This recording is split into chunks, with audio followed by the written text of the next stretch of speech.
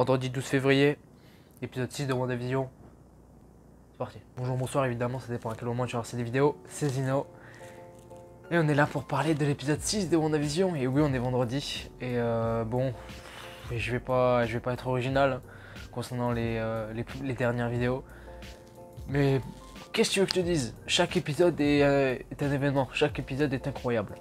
Et cet épisode-là ne déroge pas à la règle. Clairement, il est ouf. Il est vraiment incroyable. Alors, je sais pas si je le préfère celui de la semaine dernière parce que celui de la semaine dernière était vraiment incroyable. Je l'ai vraiment adoré. Mais ça se tâte entre les deux. Franchement, ça se tâte très clairement entre les deux. Alors, on se doutait bien que cet épisode-là, ça allait être l'épisode d'Halloween. Hein. Clairement, on le savait. On le savait d'avance. Et que aussi l'épisode allait se passer dans les années 90 ou en tout cas allait s'inspirer des années 90 et on la sent l'inspiration, on la sent évidemment avec la série Malcolm.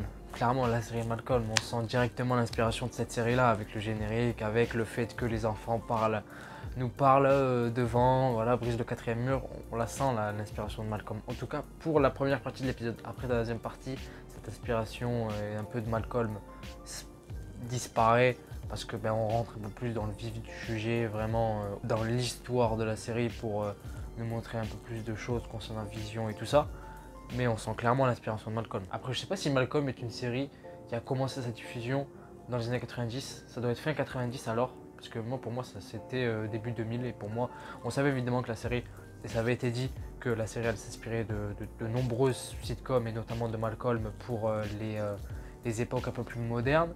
Et du coup, je pensais que ça allait arriver quand on serait allé vers les années 2000. Mais là, non, années 90. Donc la série Malcolm doit avoir commencé sa diffusion fin des années 90. En tout cas, je sais pas, bon, ça doit être ça sûrement. Et puis ça fait du bien, Malcolm, je pense que c'est une série qu'on a tous regardé ici, qu'on a tous kiffé parce que Malcolm, voilà, ça reste Malcolm. Après, bon, je considère pas Malcolm comme une sitcom. Je pense plus à une série normale, humoristique, un peu à l'humour noir et cynique parfois. Je considère pas vraiment ça comme une sitcom, mais bon, après eux, s'ils considèrent ça comme une sitcom, tant mieux, hein. De toute façon, on kiffe. L'épisode est moins long que celui de la semaine dernière, je crois qu'il fait 37 minutes exactement celui-là. Et évidemment, cet épisode-là nous apporte pas mal de réponses, pas mal de choses. Il nous casse certaines théories, hein, j'y viendrai un peu plus tard. Mais ouais, nous ruine un peu, enfin, pour l'instant, ruine certaines théories qu'on pouvait avoir pour la série. Cette série est juste incroyable. Clairement, je viens de me rendre compte là, mais on a 6 épisodes pour l'instant et moi personnellement j'ai kiffé les deux premiers, même les deux premiers qui sont les plus décriés pour l'instant parmi la vie générale. Et moi je les ai vraiment adorés, j'ai tout de suite accroché au délire.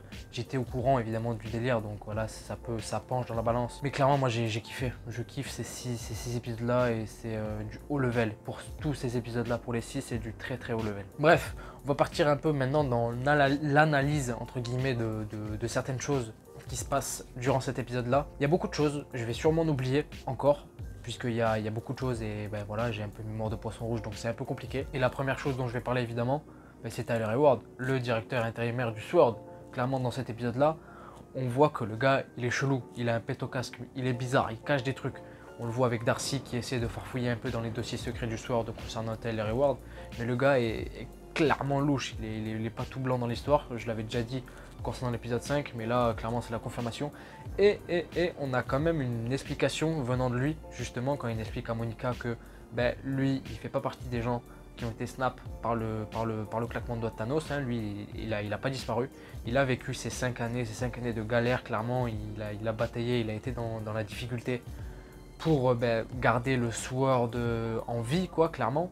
Et on voit que là, c'est pour ça qu'il est entre guillemets devenu, pas entre guillemets, mais il est clairement devenu antipathique, pragmatique, sévère avec les super. Il les considère clairement comme une menace. Maintenant, il veut plus chercher à comprendre, il veut les éliminer. Et c'est pour ça qu'il rentre un peu en contradiction avec l'avis de Monica. Monica, c'est peut-être la clé de l'histoire concernant Wanda. C'est elle qui veut l'aider, clairement, qui ressent la même émotion que elle a ressenti, clairement. Et on peut faire le parallèle avec elle qui a perdu sa mère. Et Wanda qui a perdu son mari, Vision. Alors oui, il est toujours là, mais c'est pas lui, on le voit très clairement à la fin de l'épisode de toute façon. Donc ça peut potentiellement nous donner un certain teasing pour la suite concernant ce gars-là. Évidemment, je pense que ce gars, Tyler Hayward, va avoir une importance primordiale dans le futur du MCU. Je sais pas ce qui va advenir de lui à la fin de la série, ou même dans Captain Marvel 2, ou peut-être dans Secret Invasion, on sait pas. Mais en tout cas, je pense qu'il va avoir une certaine place importante parce que le SWORD, c'est l'organisation qui nous est décrite comme étant le Shield pour le futur du MCU, j'en ai déjà parlé. Mais clairement, il va forcément avoir une place importante et je sais pas ce qui va vraiment advenir de lui à la fin. Autre point que je vais aborder dans cette vidéo, c'est Pietro. Évidemment, Pietro. Alors évidemment, il joue un peu l'oncle que les enfants adorent dans la série. Il me fait un peu penser au grand frère de Malcolm, Dewey et Reese dans Malcolm justement. Il me fait un peu penser à ce gars-là, j'ai plus son nom, dites-le moi dans les commentaires, mais voilà, il fait clairement penser à ce gars-là. Il joue un peu l'oncle que les enfants adorent, alors bon, dans Malcolm, c'est pas l'oncle, c'est le grand frère, mais bon, c'est pareil. Mais je trouve cool en vrai, il est pas aussi détestable qu'on pouvait le voir dans les films X-Men. Dans les films X-Men, je le détestais, je le trouvais pas ouf, clairement, en tant que personnage, il était là que pour jouer ces scènes de sauvetage ultra rapide, très stylé, mais c'est tout, ça s'arrêtait là. Et Pietro, qui est très bizarre dans cet épisode, clairement, on a l'impression... Il joue à double jeu, j'ai l'impression, parce qu'il parle à Wanda, notamment sur le fait que tout ça là n'est qu'une série, qu'une sitcom. Il parle de scénario, de personnages, de plot twist. Donc, si ça aurait été vraiment quelqu'un qui vient de Westview, qui est un peu sous l'emprise de Wanda et manipulé par Wanda, comment il sait que tout ce qui se passe ici n'est vu que comme une sitcom à l'extérieur, parce que c'est juste à l'extérieur hein, qu'on perçoit ce qui se passe dans la bulle comme une sitcom, comme une série avec un scénario et tout ça. Donc ce gars-là, il vient forcément de l'extérieur. Alors qu'est-ce qui va advenir de lui aussi durant la fin de la série?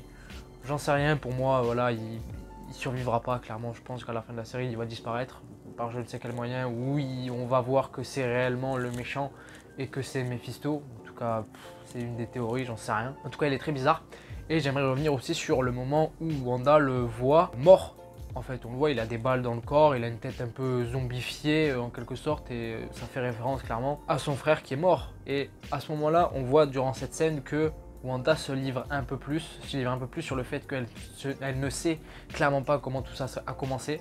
Elle avait un peu dit à la fin de l'épisode 5, et là elle le reconfirme et elle le développe un peu plus. Tout ça là est arrivé à un moment où elle était un peu dans une dépression, elle le dit, un néant éternel, je crois c'est le terme qu'elle emploie. Et à ce moment là, bam, elle regarde Pietro et Pietro est là amorphe, mort, mais éveillé. C'est très bizarre, c'est très glauque, un peu à la manière à la fin de l'épisode 4, quand elle revoit Vision mort.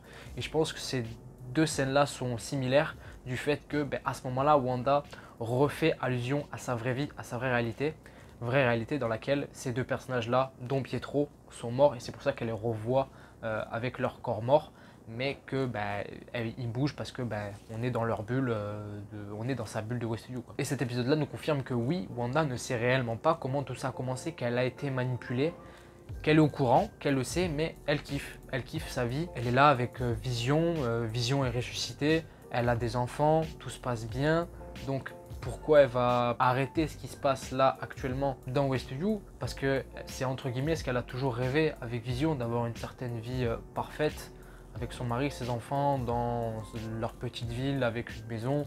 C'est clairement tout ce qu'elle rêvait.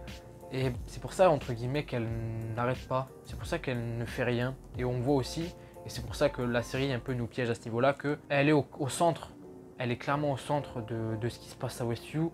Elle contrôle tout, on le voit dans l'épisode où elle met tout le monde en pause et elle agrandit la bulle de Westview pour justement rechoper Vision et pour engloutir tout ce qui se passe à l'extérieur. Et là, cliffhanger de malade, parce que c'est à ce moment-là que l'épisode s'arrête. C'est clairement à ce moment-là que l'épisode s'arrête et on a clairement envie de savoir la suite, évidemment. Donc oui, cet épisode-là était vraiment incroyable. Autre chose aussi dont je voulais revenir, et c'est pour ça qu'en début de vidéo je disais que cet épisode-là met un peu, détruit entre guillemets certaines des théories qu'on pouvait avoir durant la série jusqu'à présent, c'est Agnès.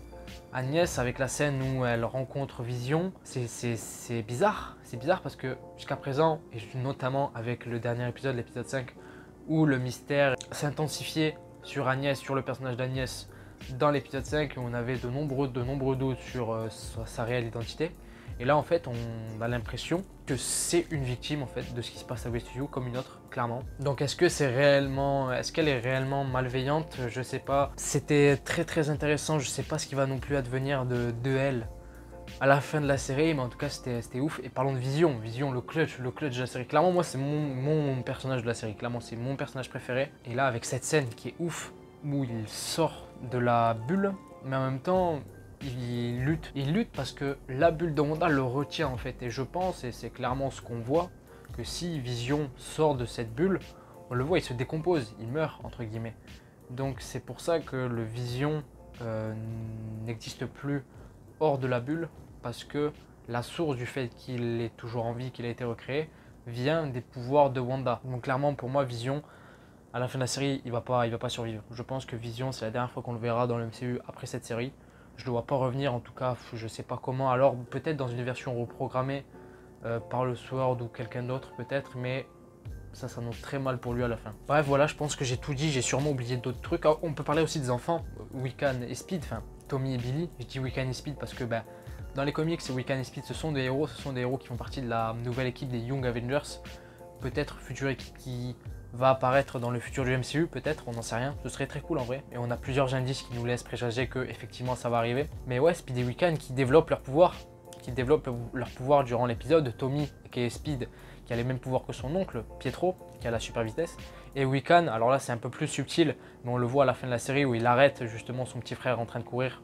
Il arrête comme ça d'une main.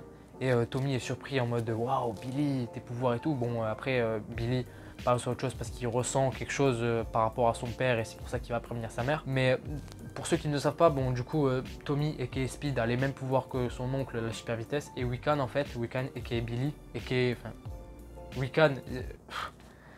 Wiccan aka Billy a les mêmes pouvoirs que sa mère, c'est-à-dire il manipule la magie et tout ça. Donc ça va être très intéressant, je suis très hypé par ces deux personnages-là, surtout par Speed parce que moi j'aime bien les personnages avec le pouvoir de la super vitesse. J'ai toujours trouvé que c'était un pouvoir ultra stylé. C'est pour ça que j'aimais beaucoup le Pietro de Age of Ultron. Bref, voilà, je pense que j'ai tout dit. On attend évidemment l'épisode 7 avec cet énorme cliffhanger. Je pense que l'épisode 7 pour le coup, ce sera le dernier épisode où on va s'inspirer de certaines sitcoms, notamment The Office et Modern Family, ça avait été annoncé. Et je pense que justement ce sera le dernier parce que dans l'épisode 7 on va sûrement arriver dans l'époque années 2000, dans l'époque un peu plus moderne. Et justement ces séries là comme Modern Family et The Office sont apparues dans les années 2000. Donc c'est tout à fait logique. Et je pense qu'après épisode 8 et 9 on sera vraiment dans le climax, dans le final de la série qui s'annonce très épique. Bref voilà, je pense que j'ai tout dit. J'ai surkiffé cet épisode là, je sais pas si c'est mon épisode préféré mais en tout cas ça en fait partie. Ça se tasse entre l'épisode 5 et l'épisode 6 pour moi. Bref, WandaVision c'est juste une série incroyable, une série folle, peut-être la meilleure série de super-héros jusqu'à présent. Et encore c'est pas fini. Bref, dites-moi dans les commentaires ce que vous avez pensé de cet épisode 6. Faites-moi part de vos théories concernant cet épisode. Ça me ferait un plaisir d'y répondre. Si c'est intéressant, évidemment, n'hésitez pas à liker si ça vous a plu. Abonnez-vous, ça me ferait extrêmement plaisir. Vous n'êtes pas obligé, mais ça me ferait vraiment plaisir. Et puis moi, je vous dis à la prochaine. Portez-vous bien. C'était Zino. Ciao.